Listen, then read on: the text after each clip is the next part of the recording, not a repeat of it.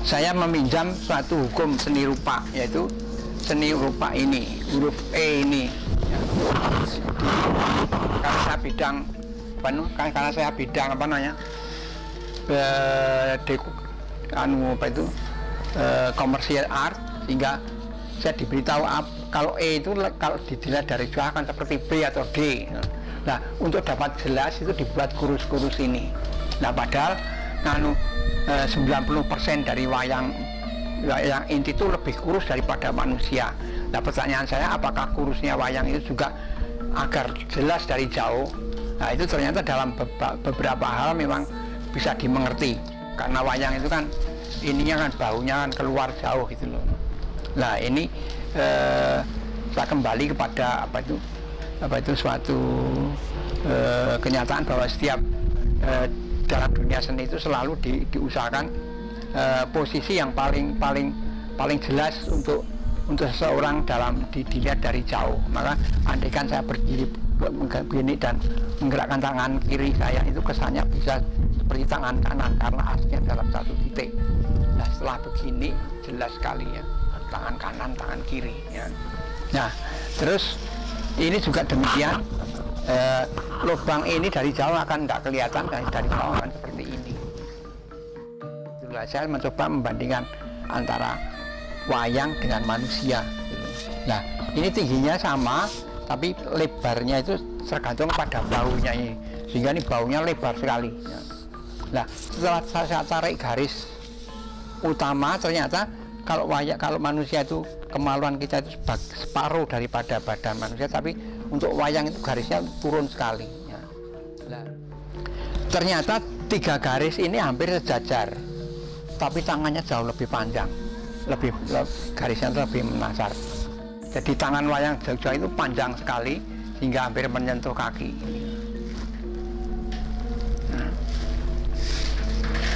Nah, ini tangannya. Nah, ternyata wayang Solo itu agak jauh.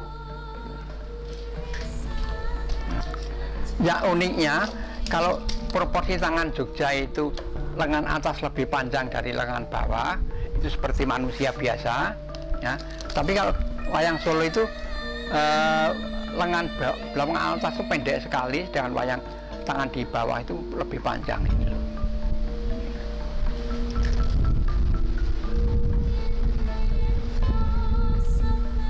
Ya, bisa dilihat ya, begitu nih. Nah, terus ini saya ingat kepada, meskipun demikian tapi kesan tangan Solo yang berat itu jelas mungkin karena ini. Jadi seperti kalau kita memegang pacul itu, kalau memegang begitu itu selain kurang efektif juga bentuknya kurang rasanya itu kurang mengena di tanah jauh. Jadi kalau kita memegang pacul lebih baik kan begitu, jadi masuknya ke tanah itu lebih dalam. Saya pengen membuat bentuk antara ini sama ini. Nah, bentuknya ini, dengan harapan orang yang belum biasa melihat wayang itu dengan melihat bentuk antara itu lebih mudah melihat yang aslinya gitu. Karena bentuk yang silas itu sangat sulit. Nah, ternyata karena di sini itu proporsi wayang itu khusus untuk digerakkan tadi, sehingga di sini itu agak terlampau panjang misalnya. Nah, tapi lepas dari itu, yang saya ketemukan di sini adalah bahwa proyeksi kepala ini berada tepat di antara di antara garis memanjang ini. Sedangkan ini lebih ke sana, dengan wayang itu khusus bagian proyeksinya di luar kepala. Kalau kita close up kan dari bagian bawah tadi, secara ini tuh lebih jelas karena kepala lebih oval, terus leher lebih panjang sedikit dan ini ada sela. Nah, bagaimana wayang itu jelas kepala itu bukan tempatnya di kepala, bukan di leher, bukan gini tapi gini, dan ini miring jauh sekali ke sana.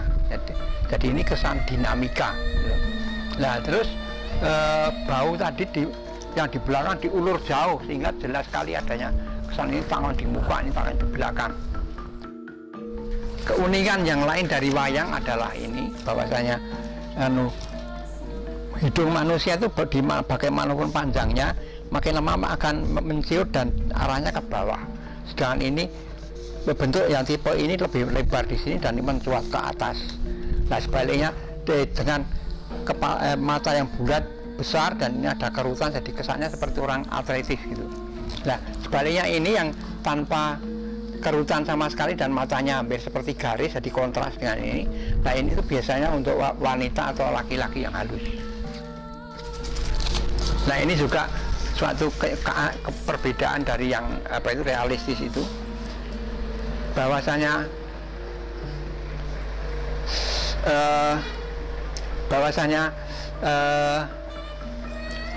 garis terpanjang dari oval muka itu ini, oval kepala itu. Tapi ini tidak searah dengan muka, ini mukanya ke sana. Nah, sedangkan wayang itu ovalnya itu searah dengan muka, dan kalau hidung dihitung dan ini juga diperhitungkan, garis ini jauh lebih panjang daripada ini. Dan yang lebih penting bahwa itu tadi ini mengarah itu tadi mengarah ke arah muka itu searah dengan ovalnya ini tadi. Yang lebih unik di sini sebenarnya bukan kok tangan panjang atau hidungnya yang panjang, tapi huruf T di sini dulu. Mengapa huruf T dibuat demikian? Setelah saya melihat makin jauh, saya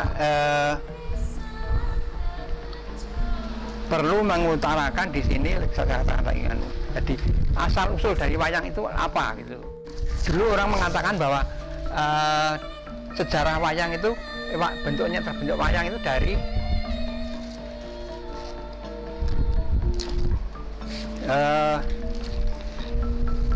mengambil dari relief Candi Penataran segala macam itu, jadi gemuk-gemuk itu karena kesannya kan terhimpit di dua bidang itu.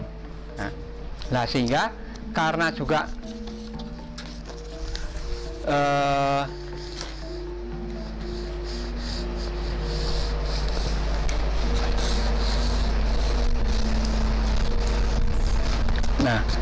karena bidang untuk wayang relief itu pendek, sehingga kepala yang sekian ini kakinya harus sampai di sini. Ya, sehingga garis leher itu terpaksa masuk ke badan. Nah ini kita ingat juga kepada ini wayang Bali. Ternyata wayang Bali itu sama dengan wayang relief Candi Penataran segala macam. Dan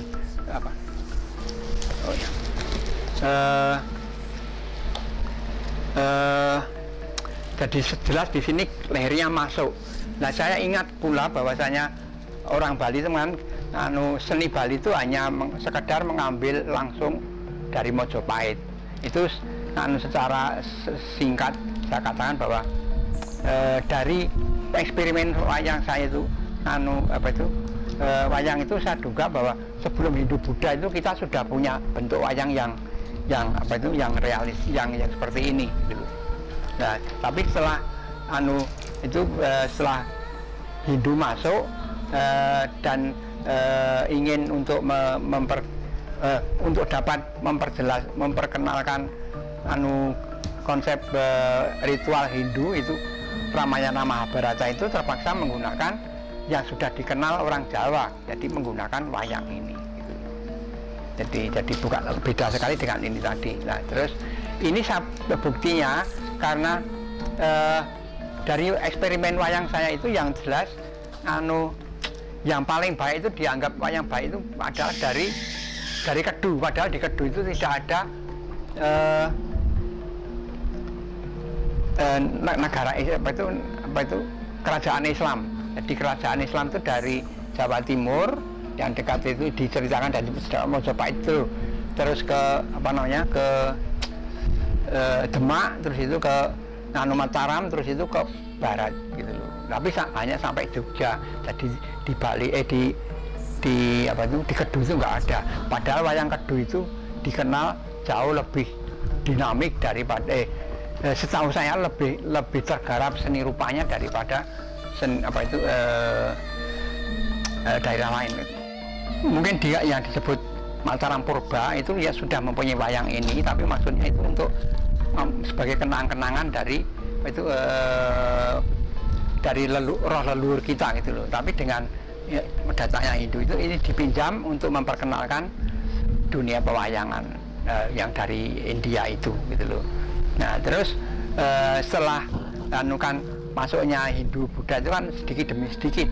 Nah akhirnya kedudukan raja itu yang tadinya itu menjadi ikut mengurus kedatangan Hindu Buddha akhirnya tergeser sehingga letaknya berada di sudah tidak dianggap berlaku lagi untuk belajar untuk mengajar massa gitu loh. Nah tapi rakyat itu sudah terlanjur senang pada bentuk wayang ini gitu loh. Nah, sehingga semua daerah di Jawa itu sudah punya sebetulnya itu wayang itu sudah tumbuh sendiri-sendiri.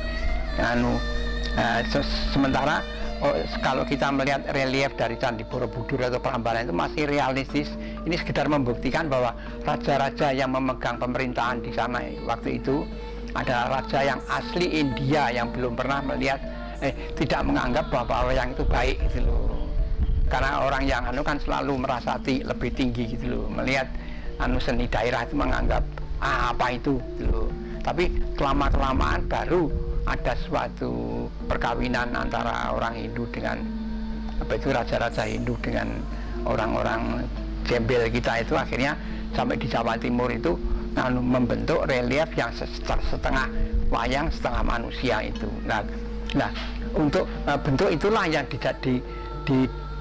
diteruskan oleh warga keraton untuk membuat wayang yang sekarang dianggap wayang Bali itu. Padahal sebetulnya wayang Bali itu saya kira dulu wayang keratonan Jogja, wayang keratonan Mojopahit.